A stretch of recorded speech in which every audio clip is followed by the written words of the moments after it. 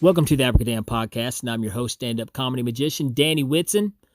I hope you guys have had a productive week like I have, because I've got a lot of stuff done this week.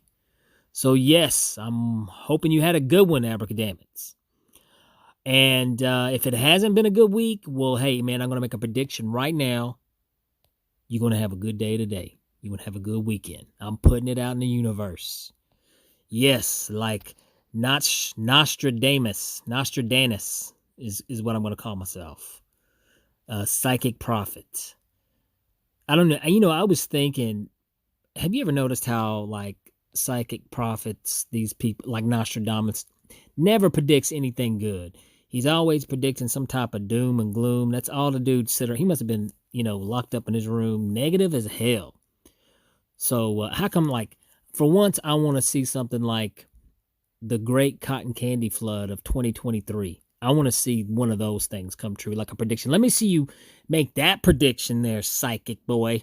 Let's hear that one. Then you'll impress me. Probably shouldn't have said all that.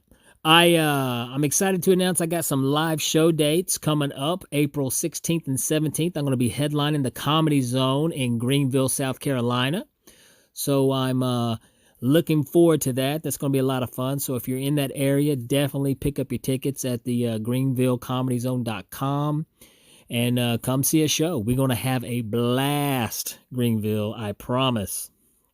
I'm also excited to announce that the Abracadamn podcast has a new sponsor. Yes, this episode is brought to you by Liz's Wine and Spirits, located at 1505 Oak Ridge Turnpike, Oak Ridge, Tennessee. Definitely, we all need to take the edge off sometimes, right? So I couldn't recommend a better place to go than Liz's Wine and Spirits. They literally have anything you're looking for. They've got it. Right now, they've got a special going on Old Smoky Moonshine and Frozen Head Vodka. And I got to be honest, I got to check out some of that Frozen Head Vodka. That sounds amazing. So definitely check out Liz and Wine Spirits on Facebook at Liz and Wine Spirits, or you can check them out online at lizandwinespirits.com. Give them a call at 865-483-5080. This episode is also brought to you by Rosie Tattoos. Custom tattoos designed to suit your style in a friendly and clean environment. Now, I got to mention Rosie because today, guys, I'm going to go get some ink done. I'm going to go get this arm finished up by Rosie, and I cannot wait. So definitely check out Rosie Tattoos if you're ever thinking about getting any more ink work done. She gets free constellations online on Facebook, Instagram, or you can give her an email at rosietattoos@yahoo.com.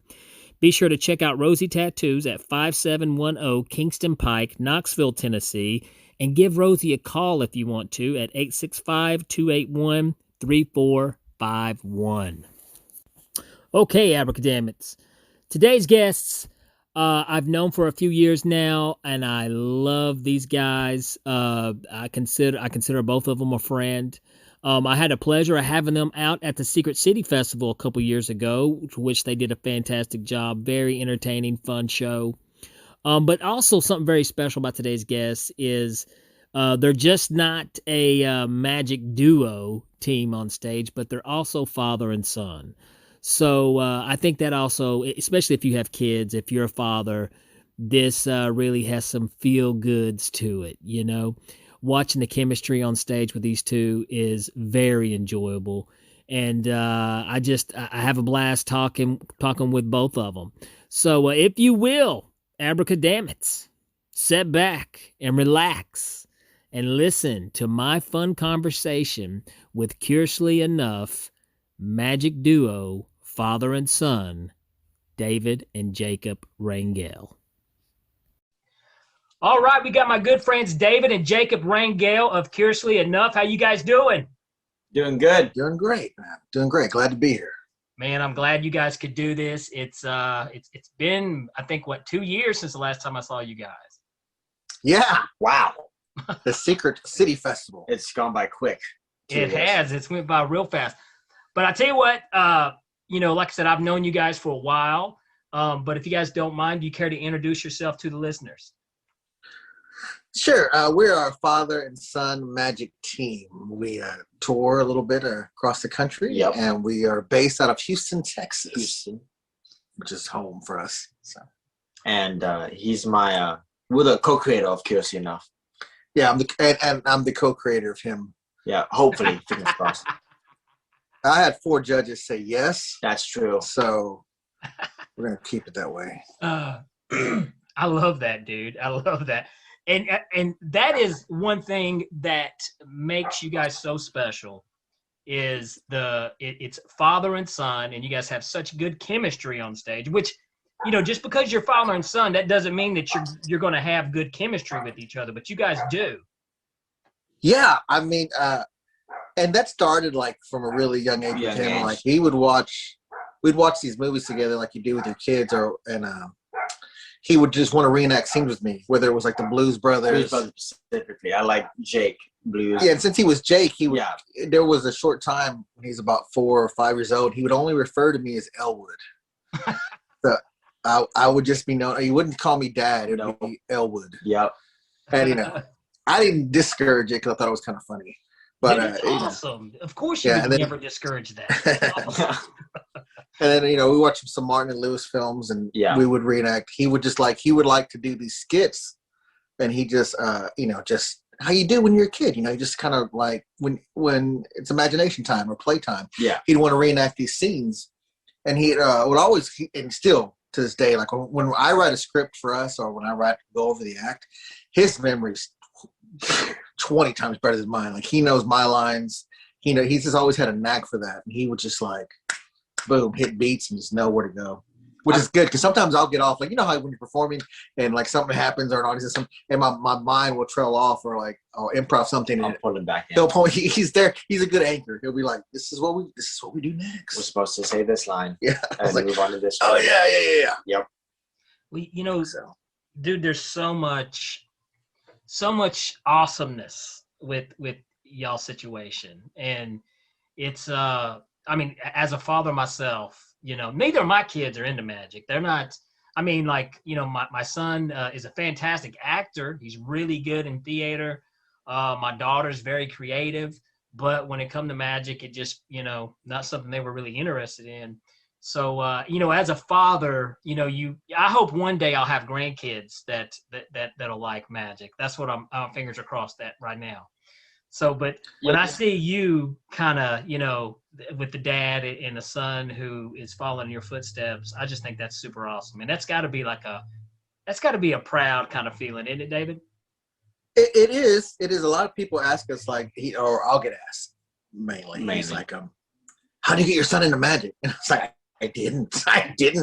He actually encouraged me not to get into magic for a while. He was like, maybe. Like, believe me, you don't want to do this if you want to do it. Like, no. Well, because you always want to make sure that I wanted to make sure that he was doing it because he enjoyed it. Exactly. Not because he was trying to please me or anything like that. And I always like, you sure you want to do this? And he's like, yeah. So it just kind of grew from there. And how it all started, well, I had a gig. And I had an assistant, I had a female assistant. She was beautiful. Yeah, she's great. But she got the day of the gig, or like a few days before the gig, actually. She got like a modeling gig, like for way more than I was going to pay her. And I was like, "Oh, you got to take that gig. You got to do that. You know, do that." And I didn't mind at all. You know, I totally understood. So I'm calling people to see who could fill in on short notice. And he's looking at me on my cell phone, you know, and he's like, "Hey, I know the act, so I can do it." And I was like, "What?" He's like, I know what to do. I got this. I know everything you do. I know the act. I can do what she does." And because basically at this point, it was a Great Gatsby theme. Right. So I wasn't going to be in Tales, and I was doing like, most of the stuff I was doing was all to music anyway. I was doing a rope routine. Mostly silent routine. And I was doing some silks and like, you know, real kind of retro-y type of magic. It wasn't a lot of talking. So I say, okay. So I dress him up as like a bellboy. Yeah. Right. And I'm in tux and tails. And it's like, all he has to do is bring me a silk to start off with. He said, bring me a silk. That's it. And I don't know if it was stage fright or what, but he walks up towards me. And instead of handing me the silk, he chunks it at me. He just throws it. Right. and I have to like kind of almost dive to catch it. Yeah. I have to bend down and catch it. Stumbles. And I kind of look at him like, are you freaking out right now? And the audience just cracks up. Starts laughing. They just think he did it on purpose. Keeps going. And as soon as he sees hears the audience laugh and sees their faces, he just kind of gets this big grin on his face. Like, I got this. So again, he's supposed to bring me 3 silks at this point, right? So the second silk, I think he's gonna hand it to me. Nope, chunks it at me and like makes it like a little funny face, like ha, to get the laugh. And like, so like already here I am, like he's improvising on the spot, and then he's chunking the other one at me, and I'm like, I'm gonna kill him. Like one part, like the audience is laughing, right? They're really getting a kick out of it. So part of me is like, this is great, and the other part of me is like, I'm gonna kill you. I was like, what are you doing? But it was so funny. I was just cracking up at the end, and then so it was like for an insurance company, like. Yeah, it was big. It was like big, but like it was like one of those like, oh, this person is the Diamond Award Seller of the Year kind of. Yeah. So how old was Jacob how were you? 12. 12. Wow, that's crazy. I'm 18 soon. And what's cool about it is like I still have photos of that first gig. Yeah, like I still have photos of us like doing that gig. Like I had no idea. I thought it was gonna be like a one and done kind of thing. So here I am like taking photos. And I remember we go backstage and like the captain of the hotel, this is where he freaks out. He brings us dinner. He goes, oh, let me bring you guys dinner.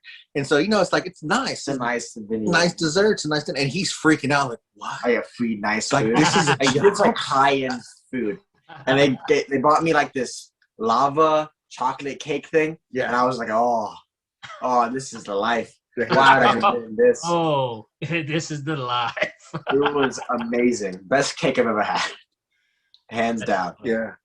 And then what's funny about that, like, the other end of it, where I was like, well, let's do it, let's work at a comedy venue, which is always tough as a magician, right? Because comics and magicians, like, well, for whatever reason, and justifiably so. Justifiably so, comedians, that you hate magicians. I totally get it. We understand. I understand. So we like, well, let's, work a couple comedy clubs to kind of, get used to each other. So we go there. And so like we're like in this nice hotel to do like this corporate gig.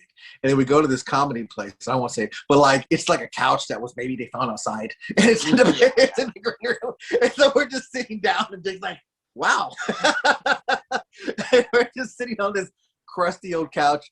But like it was cool for him because like we're looking at all these, posters of guys that performed there, like, came through there. And he's like, Mark Maron played here? I'm like, yeah, I guess so. And we're looking at all these, so that's freaking so. But it was cool to watch, like, because I always, I'm a huge love of stand-up comedy. So him watching those people perform was great, And it just like it just kind of gets you. It's from my side, it's like a respect thing. Like, wow, look at them control the audience, look at them work the room. Oh, this is great. Well, right off the bat, let me say this is. David, you're a cultured guy, dude. You and apparently you have also, shown that to your kids. Like Jacob, you're not even 18, but you're wearing a Beatles shirt. You know what I'm saying? And I am wearing a Beatles shirt at this moment. I wore this to school today. So, and I mean, I can tell by the things that David, will post on Facebook that he knows good stuff. He knows good art. Not just with comics or music and movies, everything. I mean, you've got fantastic taste. You're lucky, Jacob, that you got a dad that's got fantastic taste. Yeah, I am very lucky. Well, yeah, and I'm also lucky that he like puts up with it. Like in his room. Like, but it's cool because like here I am, like in his room, just to give you an idea. Like in his room, he has this big Steve Martin poster, right? A Dave Chappelle poster. But what for him? I would show him Steve Martin. I'm like, oh, you got to watch this. And he come to me and he goes, Dad, you ever heard of Bo Burnham? And I was like, oh, well, I know him, but I've never really watched his stuff. And he's like, oh, watch it with me. So like, there was like a mutual kind of like thing there. Cause like once I started watching, like I was like, oh, let me show you this. Let me show you that. Or let me show you Bill Hicks. I love Bill Hicks. And, it encouraged him. Like, he's like, oh, I'm going to show you Bo Burnham. And then I would sit there and I was like, oh, this is pretty. I would have never like sat down and watched this because you sometimes think, I'm not gonna watch this, but it was great. It was good stuff. That's awesome that you guys do that, and so I mean, Jacob, he can show you things too, And, you know, because sometimes, especially as an older guy, you don't always want to open your eyes to see anything new. Right. know? Yeah. You get, yeah, absolutely. And it's sometimes it's not even on purpose. You just kind of get stuck in your ways. Yeah. So, well, here, and you know what? Every magician, you know, and every podcast that has a magician on, and I do it too. I'm guilty of this too. But we always got to hear the origin story, you know? So, were you bit by a radioactive fly? What happened? What got you into magic, David? Oh man, I wish it was something unique, but it's really not. Like I got a magic kit, as you do at Christmas, and I just kind of enjoyed it. You know, it was, and magic as a performance is a little different, you know, for a performer, because I always equate it to like you start off like you're a good, you just aspire to be a great cover band. You know, you have all these effects or plots that already exist, and you kind of plug it in. Like, you know, if a garage band gets together, they're like, oh, well, let's play some, you know, Animals or Nirvana or like some 3-chord stuff. And with magic, it's kind of the same way, you know. But it's where it gets difficult is where you make that transition to make your own act and get your own originality into the mix.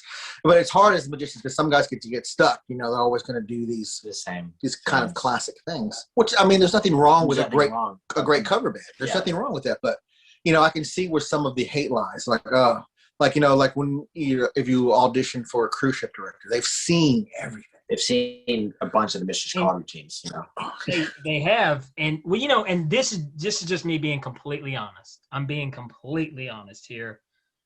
I don't care if a magician could be doing the craziest effect, but if it's unoriginal, and it could fool me all day, but if it's unoriginal, I'm gonna barely stay awake.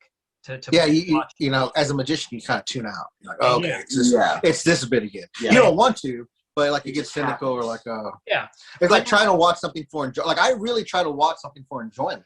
I do, but I'm always going to watch for technical things. And I try not to, but it's hard to turn off that switch. Well, you know, and that's why that switch, it's very hard to turn off that switch. And I'm with you, and I try to do the same thing.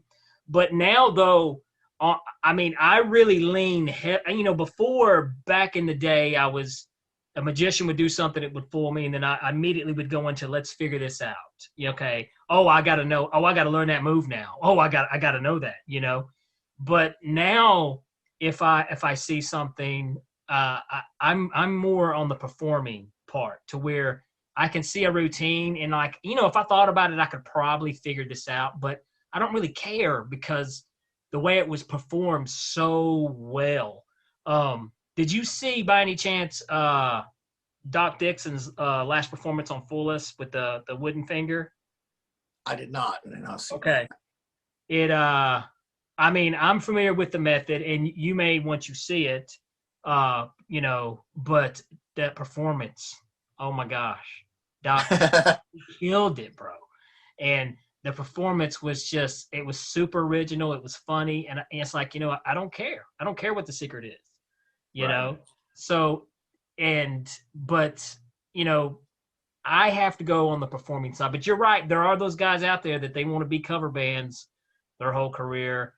But to me, you know, and I don't know, you know how some people can get in this big crazy debate when you start talking about what is art.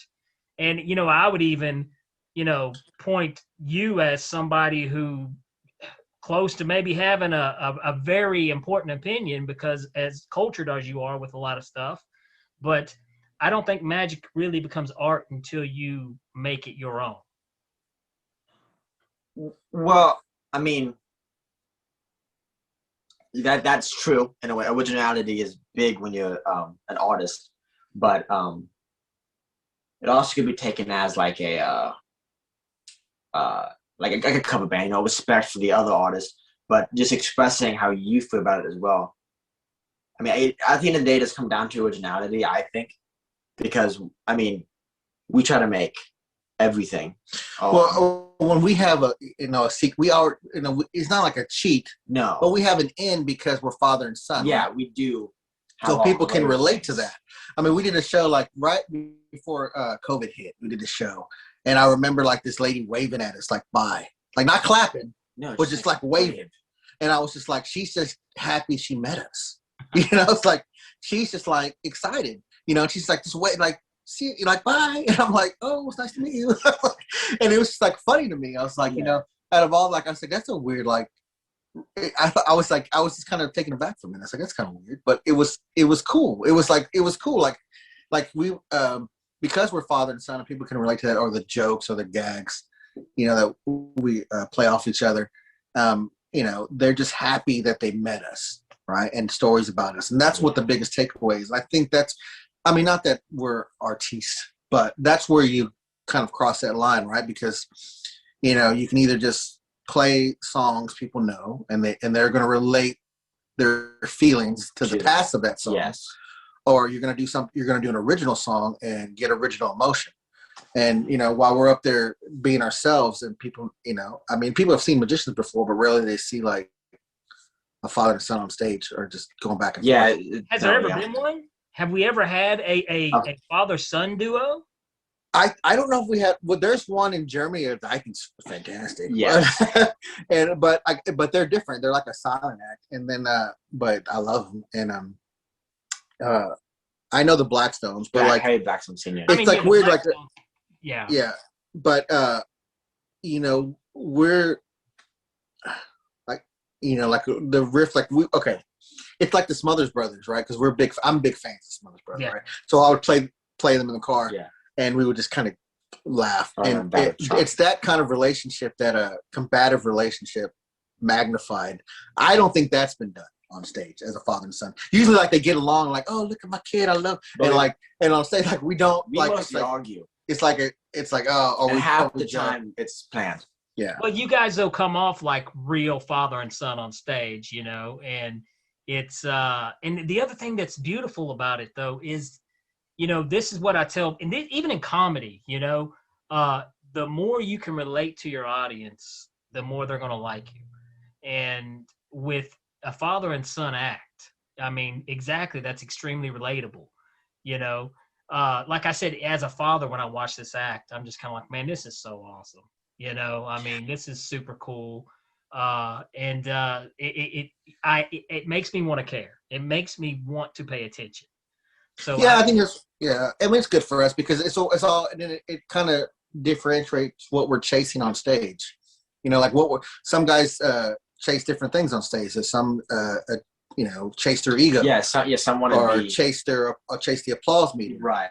Or chase an inner need. Be impressed. But like, we're chasing like the joy of being father and son on stage. Like that's what we want. Yeah, like, that's what we're chasing. And like if we get that across, then we're happy. Like, oh, that was great. And then the horror stories that come with it are always fun. It's like, oh man, I can't believe that happened. Well, here, let me do this real quick. Let me ask Jacob. So you were 12 years old. Did you always have interest in magic? Did you always? I'm sure you've been around it your entire life with your dad. I have. So were you always kind of like itching to get in the show, or was that just something that you just decided to do on the spur of the moment? Well, I've always liked magic, and like the moment I really realized like I was really in love with magic was kindergarten, when I had one of these like field day events, right? My dad came, and it's so weird at these kindergarten things, and because the kids are doing the one thing and the parents like talking to themselves, they're like separated. But my dad came over to our class, all the kids, and he was like, he showed something small. He showed everyone a coin. He put it in his pocket, and then he rubbed his jeans, and it came through out of his pocket, and all the kids went nuts. Right? Everyone lost it. And everyone talks about that to this day. I have people I went to kindergarten with who still remember my dad doing that. And it was this whole thing where at school, my dad was this awesome magician guy. Right? So that stuck with me, obviously, forever. And that's why I know I love magic, because it left such an impact that, over 10 years later, people still talk about that with me. And people still remember that. But what really made me want to perform magic was performing when I was 12, and just getting a knack for it. I just fell in love with getting to be on stage and riff, because we have fun at the house anyways. Like we joke all the time. We never stop joking. So just doing that with, doing that in front of other people and having other people experience that laughter and see that comedy and feel like home almost. We don't want them to feel like they're at a show. We want them to feel like they're just having a nice evening. And that's what's really great, because we really get to connect with them most of the time. And that's what made me love performing and magic so much, was just being able to connect on a different level with people than I normally would have if I did anything else. Now, you mentioned that you're getting ready to be 18. So yeah. I guess, you'll be graduating here soon. I'm graduating in a couple weeks. Yep. Yes. So I'm almost graduated. And I go to a technical career high school. So I have over like 30, I have like 38, 40, 42. I have 42 certifications in welding, HVAC, electrical, etc., safety, construction sheets and stuff. Because most of my classes all day is I'm on a job site and doing other things. That is super. Let me add this real quick. I gotta say this is so you're interested in doing some type of trade, like in welding? Yes. Okay. Well, first of all, that's a fantastic job, and you can make a great living with that. Because one of the problems is a lot of kids will get out and they feel like they just got to get a degree in something, and then they get out and they can't get a job. I think that's a very smart move, Jacob. Absolutely, very smart move. But let me ask you this though. So when you turn 18, though, do you still plan to perform with your father? And 100%. I 100% plan to still. I never want to stop performing. Performing is what I love. And it's one of those things. Well, I could do welding as a job for sure, and also perform still. I might not perform as much, but I could still perform. But also, even if not, one of the cool things about what I do at welding is that my instructor, my foreman, he knows that I'm a magician. So every now and then he'll let me just like use the supplies and tools we have to make our own, gimmicks. Awesome. And makes our own like a guillotine, and we're gonna make our own stuff. So it's not just for welding and HVAC, and HVAC comes in handy when you live in Texas and our AC went out and my dad was like, I don't know what to do. I was like, I got you, and I fixed it, right? So it's one of those things. Well, it just helps with your everyday life, and I'm not a big school guy. I'm not. So then when I found out I could just go on trade school instead of doing high school, I was like, I have to sign up for that. There's no way. Because I'm not a big school. I never really enjoyed school as much. And well, you know what? He says that. He says that, but like he's on the honor roll. I do have straight A's, but that's not the point. But like it was funny because like part of the deal, when you perform with your son, you still got to be a dad, right? So like I was like, listen, if you make A's, I cannot tell you no to any requests. So keep that in mind. And he really took that to heart. Like it kind of sucked because he'd be like, hey, can I go somewhere? And I'm like, I guess so. I was like, because he held up his end of the bargain, and he earns the trust, and I got to, it's hard when I mean, how it is. I mean, you're a dad, so it's hard when your kids get old and like he's going to plan a trip, and some of his friends are got shipped off to other countries because they're in the armed forces. Yeah, and I'm freaking out because like I knew these kids and like they're already going overseas, and I'm like, man, it's really weird. To see like someone you knew as a little kid go off to across seas to defend the country, it's strange. I couldn't imagine. I'm freaking out a little bit right now. My son, they're getting ready to move to Las Vegas, and wow. I mean, it was he lives 2 hours away right now, and that was hard enough for me to get used to. But they decided they went out there for a trip. They checked it out. They decided they liked it. And I even told them, I said, now don't go around the vacation-y stuff. You need to go around Vegas because this is what it's going to be really like. And they're moving out there this June. So, and yeah, nobody like anybody who lives in Vegas don't spend time at the Strip. They never want to go to the Strip. So, and the thing is, he's not a gambler or any of that. That's just where they kind of want to go. So, I guess, and that's the toughest thing, I guess, letting your kids live their life. You know what I mean? Yeah. So, go ahead, Jake. I mean, performing with my dad has got me to like really live life, like experience things I never thought I'd experience. I've traveled so many different places and met so many different interesting people and seen so many interesting things and be a part of so many different events and see other plays, shows we've been invited to, concerts. It's so great because magic I've grown up with it, not just in the fact that it's been around my life, but it's like walked, say hold my hand through life, because I got to really learn more about life with my father, so much more than I think other people would have, because we just traveled and experienced many different things. Like one time we almost got stranded in the middle of nowhere, giving a show because we didn't get gas in time. Like just real life scenarios, and it's great. Oh shit! You forgot, because I remember I was like, and then I don't want to say that story. I'm not going to say that. Well, here, hold on. Let's do this. Wait a minute, since it seems like the topic is brewing here. On the Abracadamn podcast, every guest has to tell a hell gig story. So you tell that one. Okay. So we're going to get a double whammy. We'll get one from Jacob and then one from David. So Jacob, let's hear your hell gig story, man. So what I was talking about, we got stranded. So what happened was, it was this gig. It was far out. It was on this private ranch. It was crazy. It was on a private ranch. Yes. But when we say a private ranch, we get to like a place where it's like an abandoned house. No. Okay. It has the gates. Remember? Oh yeah, the gates. So it has like these ranch gates, and when we get on this dirt road, and then we travel for another 20 minutes. Or in this dirt road to like a ranch, it's far out there. It's far, and like we're like looking at, we're losing gas. Like when I got there, I go, I'm out of gas. We'll have to get gas when we leave. Yes. Right. So no big deal. That happens, but like I didn't realize that it was going to be like 20 minutes down the road, right? Like down these winding dirt roads.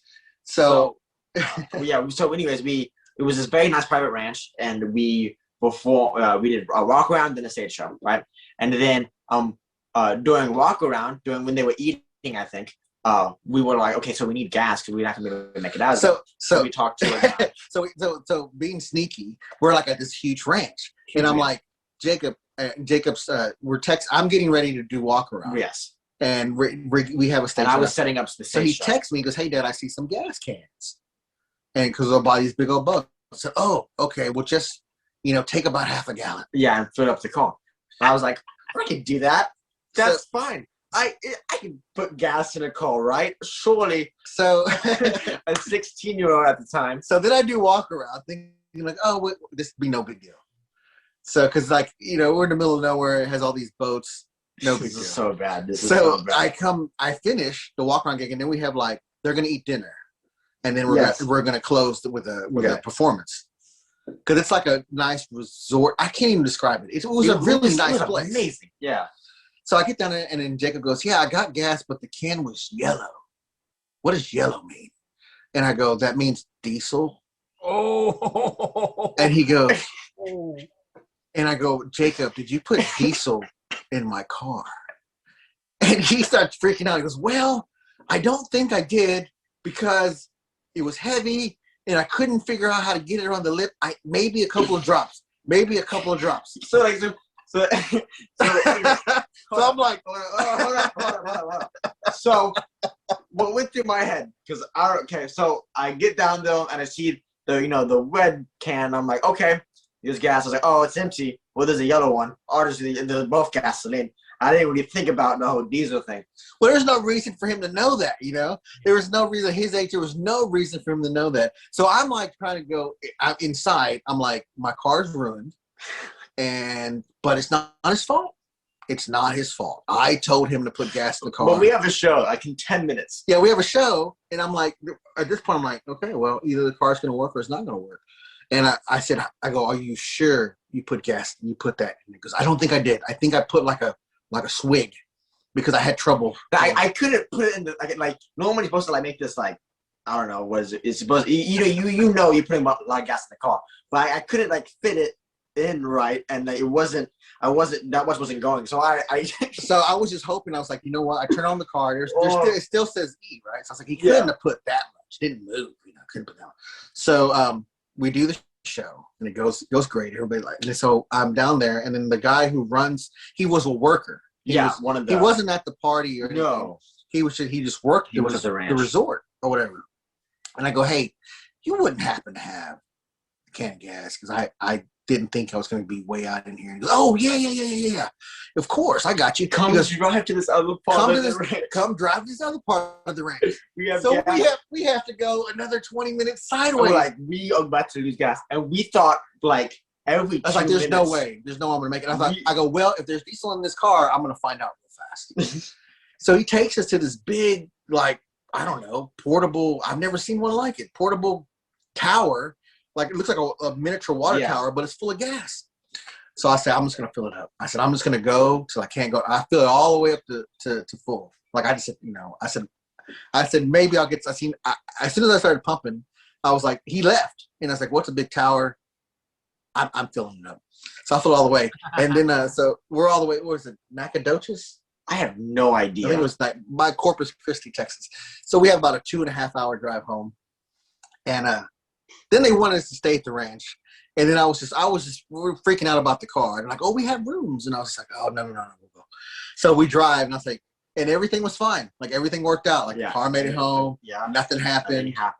I was like, I bought like I don't know what I said, you know what? I'll buy some gas cleaner. I don't know. And so we stopped at like a Buc-ee's, and, do all that stuff. So that was that story. But yeah, I was but in the back of your mind the whole time you're performing, you're thinking, man, it's my car just screwed. And he has like his dream car. He has a Dodge Challenger and he loves it. And like, oh my god, dude, you put the wrong kind of gas in the Dodge Challenger. Like it was like I was like, we were performing and I was like, and like we had this big kind of argue on stage, and like he gave me a jab and I looked at him and he was like kind of like give him the look like I am actually mad. I'm like, oh, okay, I know. I was like, let's definitely finish the show. Oh, that's funny. So we got home like around 3 a.m. and we're just like emotionally and physically just like exhausted. We were like, oh my I God. was thinking like, a Prius or something. All right, that stuff happens, but a Dodge Challenger, bro. Yeah. Well, it wasn't the car. I mean, I would, what were you going to do? At that point, I was like, oh, well, if it breaks, it breaks. Well, that's funny. And that's, but I'm glad it didn't break, and I'm glad you guys could get out of there. Now that's your story, Jacob, right? Or do you got what's up, David? Oh, yeah, I got Alvin and Chipmunks. Alvin and Chipmunks. So there was an Alvin and Chipmunk movie, apparently. I don't know. I don't remember. And so we got booked to open for Alvin and the Chipmunks at Discovery Green in Houston. Yeah, so it's this huge children festival about 1,000 kids. Yeah. So first we get there, and the lady goes, "Hey, do you want Alvin and Chipmunks to sing a quick song before you go on?" And I was like, "No." I was like, "I'm not." No, because the kids, you can't have Alvin and the Chipmunks go on, and then we're like, "Oh yeah, get off stage, watch a magic show." Because I was like, I'm gonna have all these kids screaming Alvin. Like I had like this fear, like I remember Tom Petty was about to go on stage at this big like concert, and one of the guys comes off and goes, "Hey, you're gonna think they're booing you, but they're not. They're yelling for Bruce because Bruce Springsteen's closing the show, so they're just going Bruce." And Tom Petty goes, "Well, what's the difference?" It's like, so I was like, "Yeah, I'm gonna go out there and they're gonna be like Alvin." So I said, "No. We'll do our act and get off stage." So while we're doing that, like it's kind of like a dome type outdoor theater. Yeah. And so there's like, and they spaced out the kids really well. Probably like a 5 foot between the kids and the stage. Yeah. And in the left, this is going to sound bad, but there was like, a woman who was obviously like a homeless woman. Yes. But obviously some challenged, right? Angry, woman, like like what you think a cat lady would be on The Simpsons, kind of like that. And she's standing on the corner, and she's standing between the kids and the stage.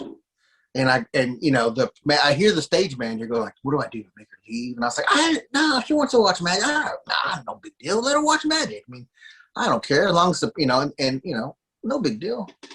But I'm 14. Yeah, he's relatively young at this. And then the manager goes, no. I'm going to ask her. I think she's making the kid uncomfortable. And I'm like, okay, whatever. So she goes up and tells the lady she has to leave. And she's on probably like stage left all the way on the other side. So she starts walking across the stage. I mean, walking between the stage and the kids. Between the stage and the kids. Very slowly.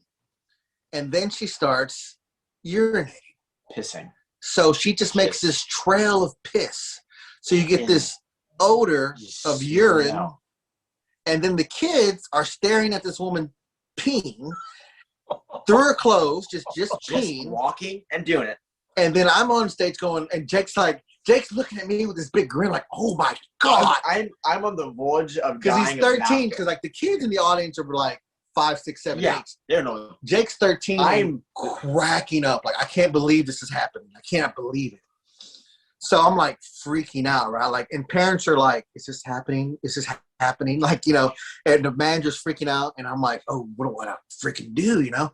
And by the time she's getting to the end, and I said, Jake, give me the mop. Give me the mop. There was like a mop, like a kind of like a janitor's cart. On the other side. He gives me the mop. And so I start making like a funny dance. Yeah, start mopping. Trying to mop. I just mop it up. Yeah. You know, I'm just mopping it, and the kids are laughing. And I'm like, because everybody was like stunned silence, like they weren't sure what's going on, and they could, you know, you could smell the urine. Yes. So I just start mopping it up, like having a good time, just mopping it up, and then like I get to the stage, and I told the stage manager, everything will be fine. Everything's gonna be fine. We're gonna perform.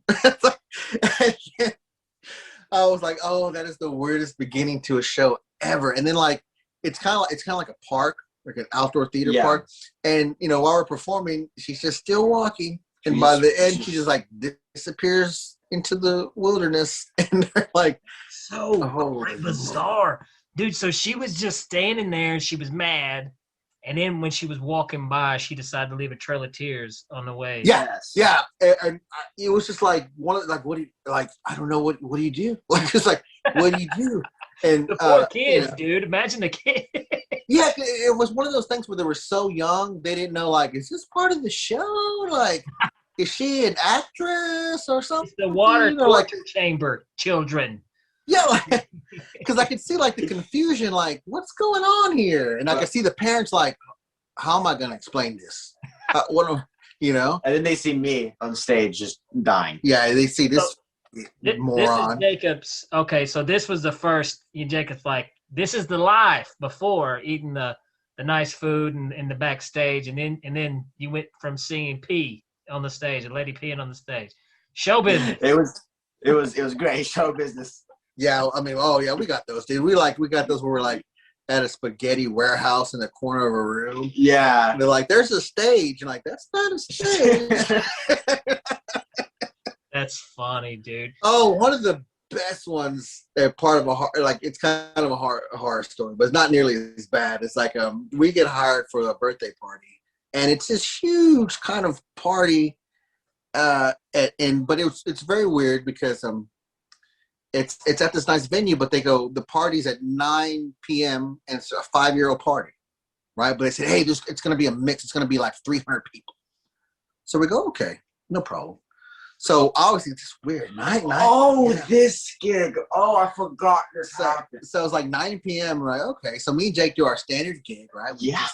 do it. Kids are laughing, knock it out. Great. I start packing everything up, and I'm heading out. And then the guy goes, "Okay, that was great. That was the show for the kids. How about the show for the adults starting in an hour?" And I'm like, "What?" And he's like, "Yeah, that was show for kids. Now in an hour, you do show for adults." And I'm like, "I'm not doing another show." And he was like, very insistent. He goes, no, we need a show for the adults. So I look at Jake, and I'm like, and we're trying to figure out what to do. And Jake's like, we're going to do one thing, and we're going to bolt. We're on one thing. Thank you for coming. One long trick. So we have to sit there for an hour while they eat. We're sitting there like, man, this sucks, because we're thinking like I should just leave, and like, but you're torn, right? As a professional, you're torn. Like, what's the right thing to do here? I should just say nope, this is how it is, and just jet and like I don't know, ruin his idea of what he thought his party should be, or do we stick it out and do it out of spite? And so basically, we did our adult. We have like some what we do was for kids, and we have some stuff we do for adults. Yeah. So we did our best thing. We did our closing. Right? So we did our closing. So we close with it. Everybody's laughing. We're like, "Thank you, good night," and we walk off stage. And the guy like at that point, "Oh, that was great, guys. Thank you so much. Thank you so much. Thank you so much." And then like he gives the tip. That one trick is like 7 minutes. Yeah, it's a pretty long. Yeah, it wasn't a short trick, but it was. But it was enough to like, okay, that was it. Yes. But it was so weird. Like it's so weird. Like you never know. And even though you think you have all the, you're a performer. You think you have everything covered. And then out of nowhere. And it's always like those little surprises. It's always pop up. the gigs you take, and but you know it, right? Like you'll know like, oh man, this gig's gonna suck. Yeah. Because it's like, oh, I'm just doing it because I got nothing else better to do. Might as well do this gig, and like you're like, you just know. Like there's always like, I always say like if you're doing a $250 gig, there's gonna be 20 emails between you and the client. You do a $2,000 gig, it's like nothing. Oh, not a word. They'll pay for it. You come, you do your thing, you leave. Yep. And it's almost like with those, you're kind of like, shouldn't you be talking to me more? I mean, do I need to like? Right. Yeah. I just feel like this is it. You just will you call me tomorrow? Right. That's how we have a funny thing when we did the Knoxville show. I forgot about that. The Alabama story? Oh. No, that's a funny one. The Alabama story is funny, but like we went to that pizza place you told me to go to. Oh, Big Ed. Oh, I forgot about this. So I'm at that pizza place, and it's like I guess it's like I don't know. There's some kind of sporting event on. Yeah. So I get there and I'm sitting there eating my pizza, and I'm like, man, everybody's looking at me. And Jake's like, what? I go, everybody's kind of staring at me. And Jake goes, Dad, you're wearing like glitter red pants and your diamond like bedazzled shoes. And I forgot, like I totally went from the gig to eat. I was so hungry, I didn't change. And he was right, like I looked like Elton John up in there. Like I had these bright like glitter red pants and I had like these diamond shoes. Like, of course they were looking at me like, I wonder what that guy does. It's like, because here I am, like everybody's watching sports, like, yeah, just relaxing, having a good time. Yeah. And here I am, and like, you walk in with your tight red pants and your diamond shoes, and everyone's like, what's wrong with this guy? And like, it was so funny because we got sat so far away from they sat us away. Like, I was like, I don't know why I was sitting so far back here. And then I was thinking, like, why are we sitting in the back corner? But that hostess saw us, but they don't want to see the game. Yeah, they knew. Look at those pants. There's been plenty of times where I've walked into a venue like with some of my show clothes on, and sometimes I wear some pretty loud jackets. Yeah, I'm a sucker for loud jackets. I can't help it. Yeah. Right. I'll walk into a place and people be staring. I'm like, what these mofos looking at? And then I'm like, oh, okay. But yeah, I remember those pants. Yeah. Well, one of the best ones was it was a show in New Braunfels. It was like a carnival, and he had so it was like a circus a Circus Olay theme, right? So I get to the gig and they go, hey, we have a makeup artist. Do you mind if she paints your face? And I didn't care. Check's gonna cash either way. I'm pretty laid back. I'm not a big performer. I'm like, no, that's not part of my act. And I was like, you're paying me to be here, so no big deal. So they put like this Mike Tyson face tattoo on me. It wasn't like overly done, and I didn't really care. I was like, okay, I could live with a Mike Tyson tattoo. We go to eat, and again, I don't wash my face, and I'm eating with this big giant like.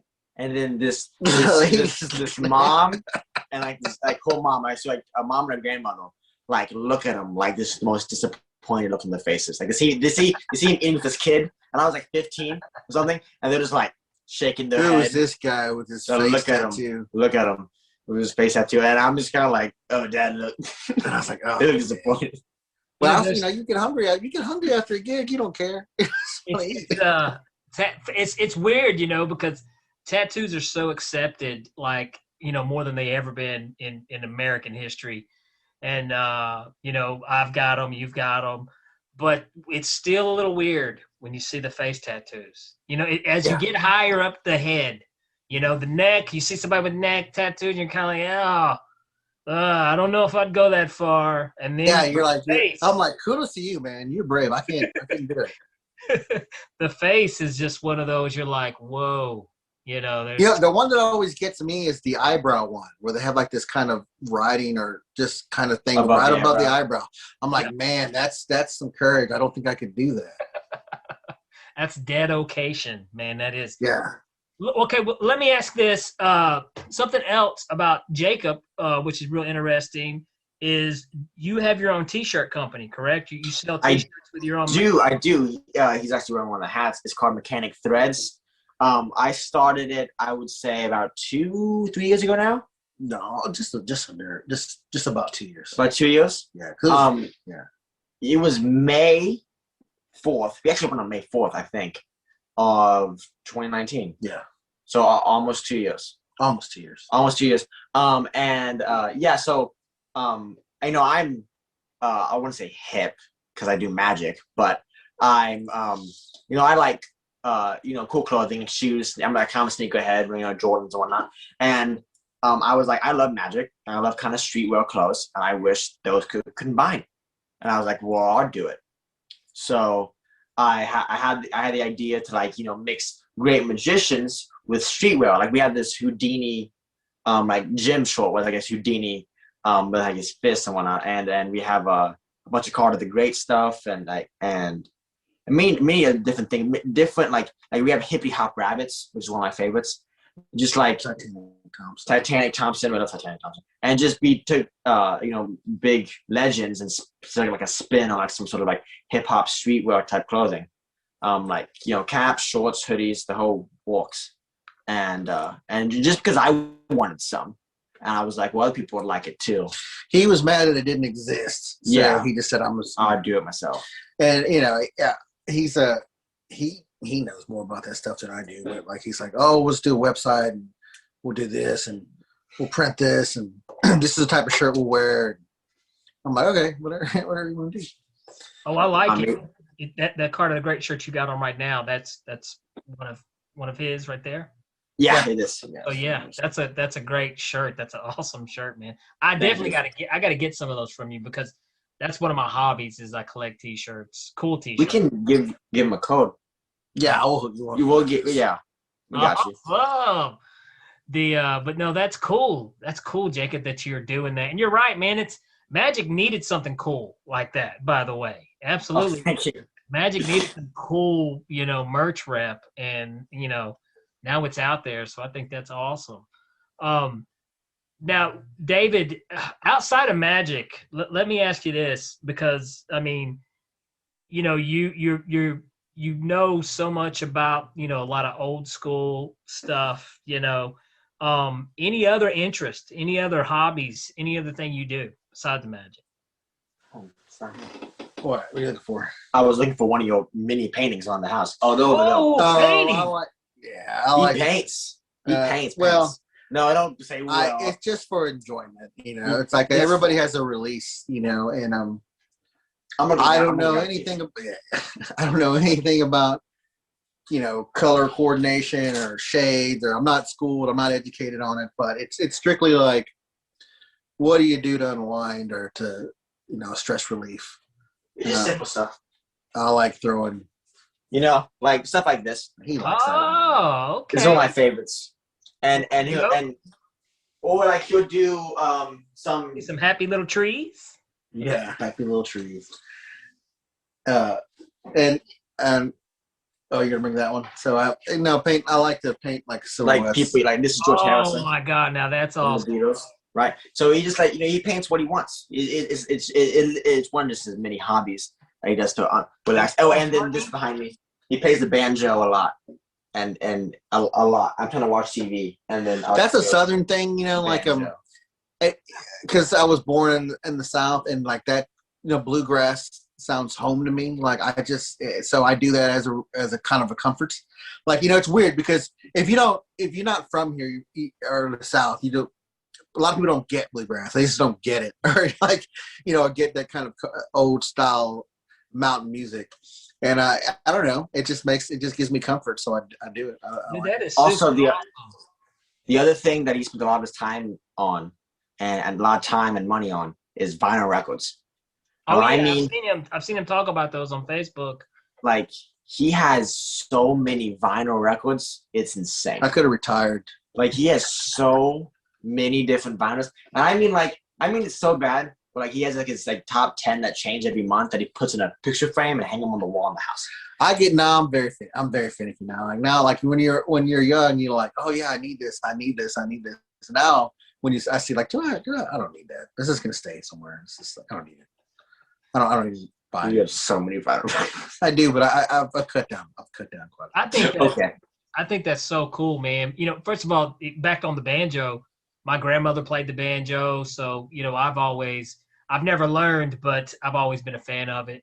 And you know, the vinyl records thing, man, that's, you know, I love to listen to it's sad that kind of, actually they're making a comeback, right? They're making a comeback, yes. Yeah, I think so. I think people just like I like physically holding things, you know, everything's right. It's a virtual world. Yeah. So, you know, with all these, even by today's standards, right? You know, virtual phone, you know, phone calls. Yeah. You know, so what are you going to do? Well, now, David, were you always like this? As a child, were you always, I mean, into cool stuff, artsy, cultural stuff? Yeah, I mean, I guess, you know, I just always kind of just, you know, drew to me. I think the changing point in my life was watching Danny Kaye. I have a Danny Kaye tattoo. He does, yeah. So that's awesome, dude. I watched Wonder Man as a kid, and I was just like, that's a good job. I want that job. You know, it's like, he's just up there entertaining people at a nightclub. I thought that was the coolest thing. I was like, this guy's great. Well, one thing from both our childhoods, and which goes into magic, is surprisingly wrestling. Oh yeah, I'm a big wrestling fan. Huge wrestling fan. And you know, magicians are kind of like wrestlers. You know, they have you know, they want to make the audience. It's all about suspending the belief, right? It's yeah. always like I always tell people, I'm like, yeah, I say the same thing. I say, you know, being a magician is like being a wrestler. You know, even though the audience knows what we're doing isn't real, but they still want to believe. And also, from time to time, we get hit with steel chairs. So yeah, this is true. Yeah, you just want to get to that point where, like, man, when you're watching, it's like, no, they really hate each other. That's real. That's real. That animosity between them is real, and that's what you want to do with magic, right? You want to get them just to the edge where there's like, now I know magic's fake, but that part was real. That part that he did was real. And that's always you want to get them as close to that as possible, you know, or like, you know, broaden that gap. And it's kind of like the same thing. And Max Maven, I remember said this in a podcast where he kind of did the same thing, and I felt so relieved, you know, as a wrestling fan, because you're always kind of like a closet wrestling fan. Because people were like, I love wrestling. Because people like think like, well, you like wrestling? How low brow is that? And I was like, no, man. You don't get it. It's like you have to get it. And when he talked about it, I was like, great. Max Maven agrees with us. He justified my thoughts. Yeah. Max Maven, now, like, he stayed in the kayfabe thing. You know, he had his alter ego. And for the listeners who are not familiar with who Max Maven is, he is like a giant in mentalism and magic. Yes. And he is, if you haven't seen anything of Max Maven, go to YouTube now and see some of his stuff. He will blow your mind. But he's like the king of kayfabe magic. You know what I mean? Yeah, he is. You know, when you think about it, he has a character. He does. Sticks to it. Yeah. He's in character almost 24/7. Yeah, that was. Have you guys met Max before? You ever met him? Yes. Yeah, we met him a handful of times. He's always super nice. He's super nice. And, you know, his knowledge is crazy. It is. Yeah, it's off the charts. I would love to meet him. Never met him, but I would love to. But yeah, like, I kind of like knowing weird facts and like a whole bunch of useless knowledge. But yeah, it's crazy to hear him talk about magic, because I think like, oh, I know a little bit about it. But he'll be like, "Oh, that was in paragraph 2 of Larry Jennings 87," and we're like, 667. My bad. And you're like, "Oh And- yeah, on page 29." You're I'm like, "What? Okay. How do you know that?" Okay. I mean, like, I'm gonna say yes because I don't know any better. I want But I want to be like, "You made that up." Pretty sure you're right, Max Maven. If anybody can read what's going on right now, pretty sure it's you. Yeah, it's always amazing hearing him say stuff like that. Like, "Oh, dang, David Homer." That's super cool. Yeah, he is. I think I've got most of his books and stuff, you know. So I've always been a big fan of Max Maven. And you know what, dude? That's absolutely, I agree with that 100% with magic and wrestling, is that it's very similar to that, to where like sometimes you'll watch stuff in wrestling, you're like, well, no, that was real. That was real. There's 100, no doubt in my mind that was real. Right. Yeah. I don't know. Do you remember watching the Brock Lesnar and oh my God, what is his name? Big giant guy. Undertaker? No, not Undertaker. Come on, younger dude, but he's like ginormous. Him and Brock Lesnar.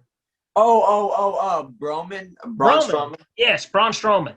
Yes. And do you remember that whenever they and Braun accidentally punched him In the Yeah. head. Yeah. and then Brock made him pay. Brock, hit him back. And I saw it, dude. When I was watching that, I was like, "Oh no, dude, that was that was straight up real." And then come to find out, it was when it came out. And you know, you can, like I said, it's to be honest with you, when I talk about wrestling, I like to say it's scripted. I don't like to say it's fake, because there's nothing fake about, you know, falling off the top. Broken bones. Yeah. Yeah. And but the one thing that I admire wrestlers about with magicians or comics is the road lifestyle that we all live. Yeah. Yeah. Going from town to town to a place, and the kind of lifestyles are very similar too. He loves suitcase living. Yeah. Oh yeah. I really, really, really love it. It's probably his age, but he just did it. He just loves it. But yeah, and Roman Reigns actually, I think a couple years back, he made like a little travel tip video of his own. He was like, "This is like my," and the biggest thing, I was like, "Oh my God," is like, those neck pull-ups that come around your neck. It's like everyone uses them wrong, and he turns it to the side so he could put his chin down on like the side of it, like rest head like this. And I was like, "Oh, I gotta try that." Then we're in the car going to I don't know, probably where were we going? Somewhere. And I just turned my neck pillow sideways and I passed out. And I was like, "This is askew. This is." He was right. That's the great thing about the road. Like there's this Charmin app that rates restrooms on the road. Yeah, that's really good. And we're like sit and squat. What is it called? Sit and squat bathroom. So it's like, this bathrooms are clean. Okay. Wait a minute. This is okay. Please tell me more about this. I can't remember. It's like sit and squat, and yeah, it's something weird. But I think Charmin, squats in the name. Yeah, and if you bring it up on your phone, it's not like I think it's a site. It's like website. It's a Yelp review for bathrooms. So you go in there and like, this bathroom's really clean, or this gas station has like, this Love's has the best bathroom. Yeah. This one doesn't, or this one's small, this one's big, and you can just see all this stuff. And there's another food, and then there's And when I find it, I'll send it to you. And then there's also like a food app that you can like look for like mom and pop restaurants. You want to stop there, because we try to stop at the weirdest places. Yeah. Well, me and Antoinette do the same thing. I'm lucky to have, Antoinette, travels with me a lot. And your wife's amazing. She's amazing. She is.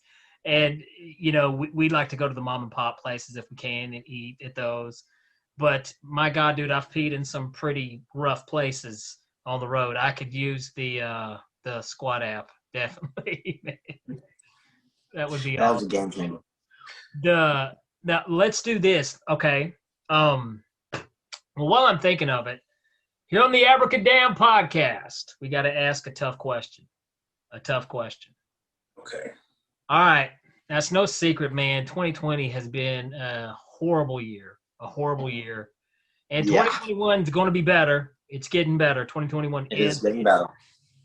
And I've been thinking about this a lot, man. I've been thinking a lot about time travel, because I've been thinking about, like could I go back in time and not live this year, or, and I've been doing a lot of thinking about that. But then I got to thinking, I was like, let's try this question. So this is for both of you guys. Okay? If you could travel into the future, but you could only ask one question, what would it be? And then you immediately come back here to 2021. Only one question. One question. I think I know my answer already. I mean, it's too quick. I was kind of. Well, let's hear it. What is it? Well, I mean, I'm. Oh wow! I think I would. I'm pretty sure I would ask. If I could travel to the future, and ask a question, I would ask, what's the biggest stock? What should I have invested in 2021? So when I come back, I will buy a bunch of it. And then by that time, are you sure this hadn't already happened and you went and did the GameStop thing? Are you part of that clique, bro? Is this the Wall Street bets? I wish I was a part of the game. So you would Back to the Future. Yeah, I would be like, what should I invest my money in? You would totally Biff Tanner. No, Biff Tanner, man. You're gonna Biff Tanner. I'm not gonna Biff the whole thing. Now one day there's gonna be these two crazy magicians, father and son, asked them questions. Okay, he told me, he warned me about you too. That's been my biggest problem with Back to the Future. I know it's a universally loved movie, and I love that movie, right? But like at the end, I remember when he got the truck and he was rich. I was like, that's your ending? That's the secret to life? Like money, not the love, but like because you got a truck and your dad's successful, that's good. And I remember being like torn. Because I was like, what if they were poor, but they were happy and they loved each other and that's all they needed? I know it's, weird. And I love the movie, don't get me wrong. But it was always weird to me. It's like, oh, what are you telling me? Like, I have to buy a truck. If I don't write that novel, I suck. It's like, what bothered me? Interesting.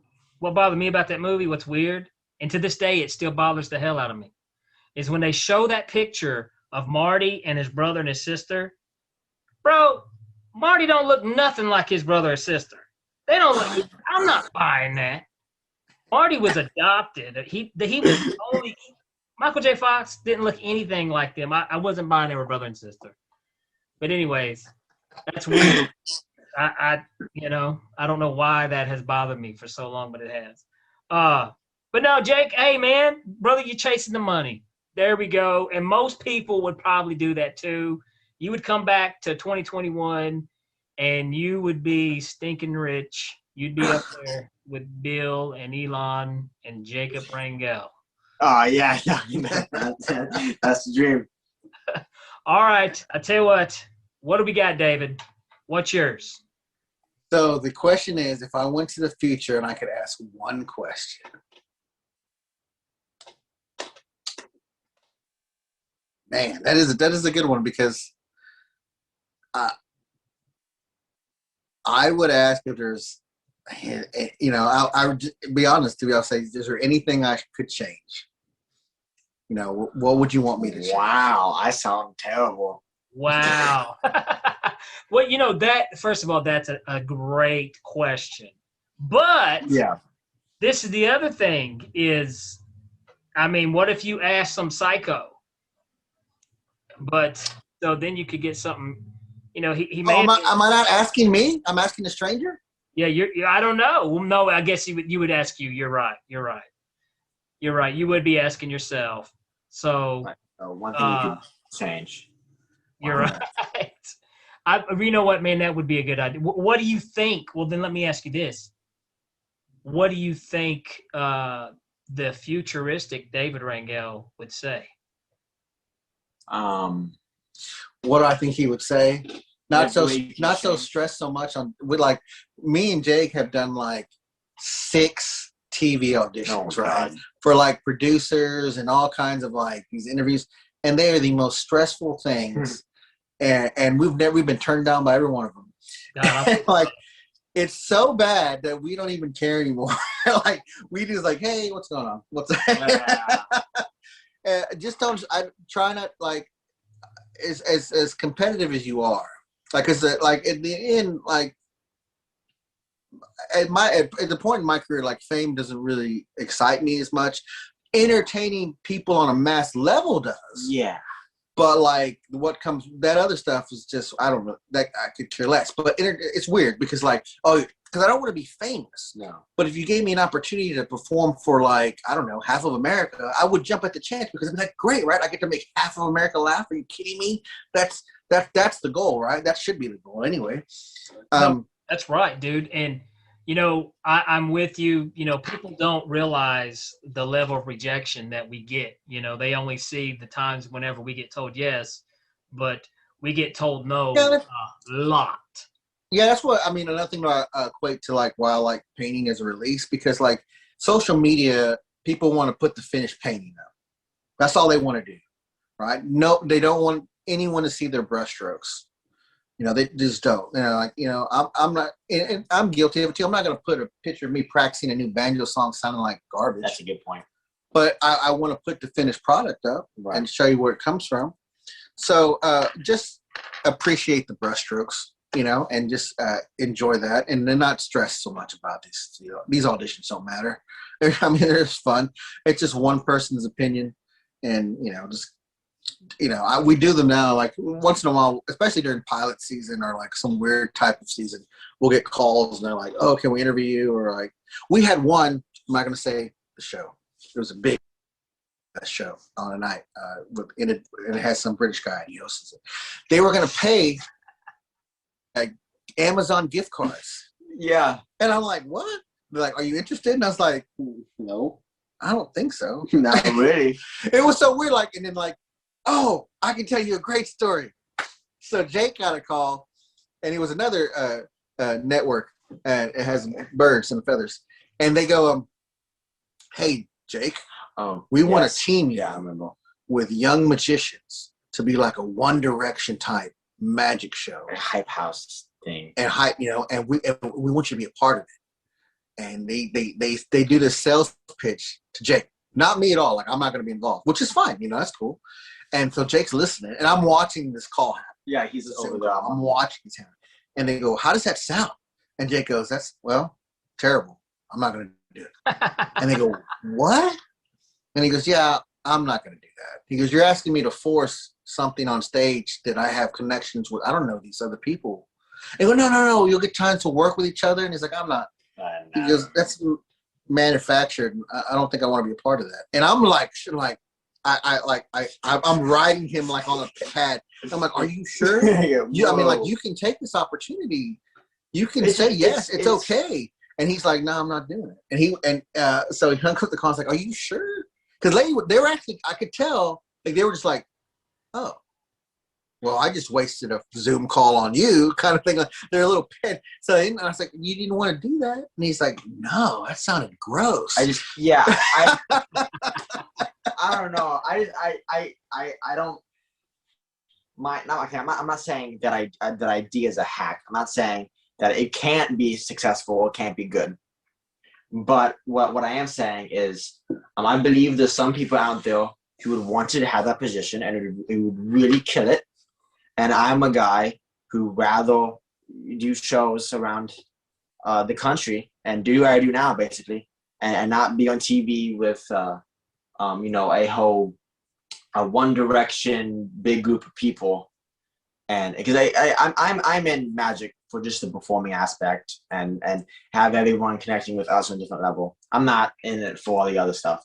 And someone who's going to love it and take it, and it's going to be their life, and I'm happy for them. But I rather do what I want to do and what I love, and then that's this. You know, I don't really want to do that. It's not really made for me. That's a super awesome answer, Jacob. And you know what?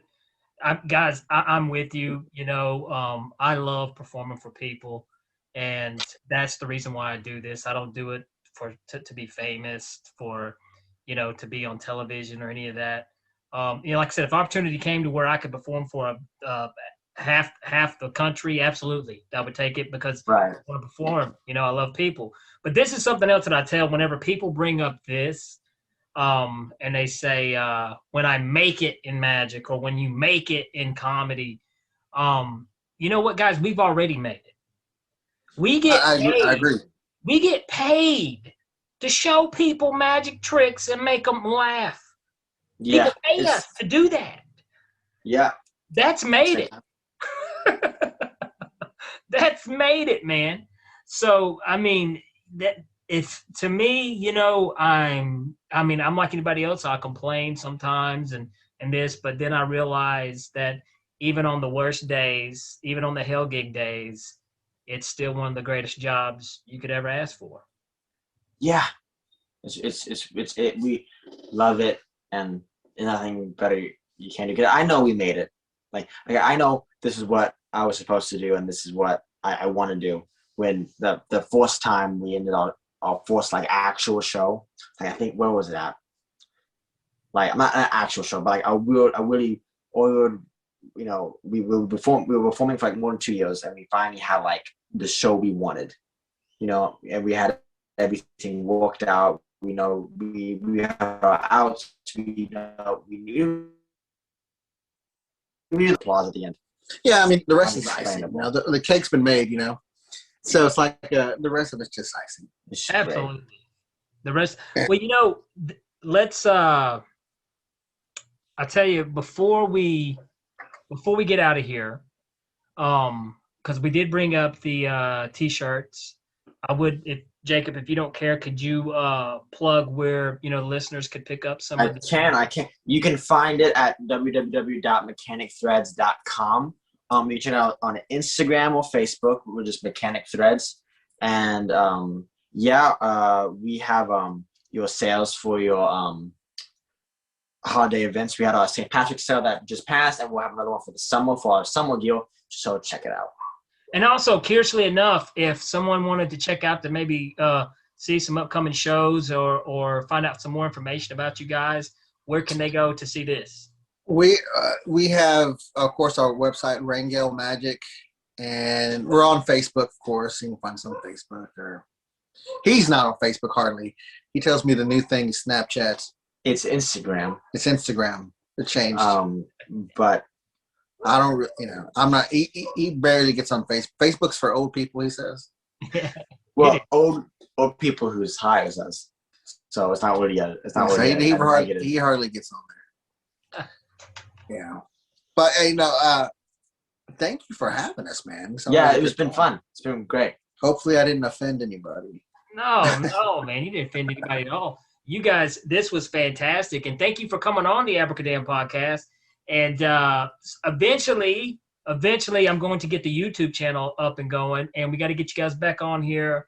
We'll do some magic, and I want to hear some the banjo, bro. I want to hear some of the banjo skills. Okay, that's a deal. Yeah, you can do that. It'll be fun. All right, guys. Thank you so much for coming on the Abracadamn podcast, and I can't wait to see you guys soon.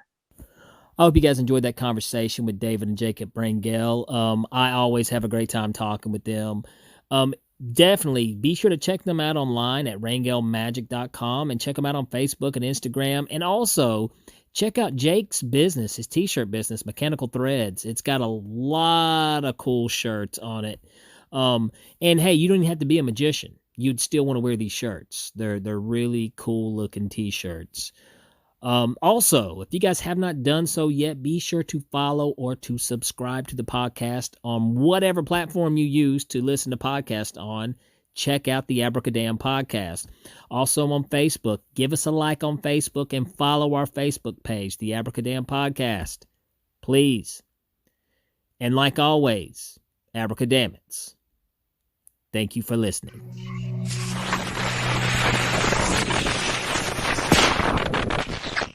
Abracadabra.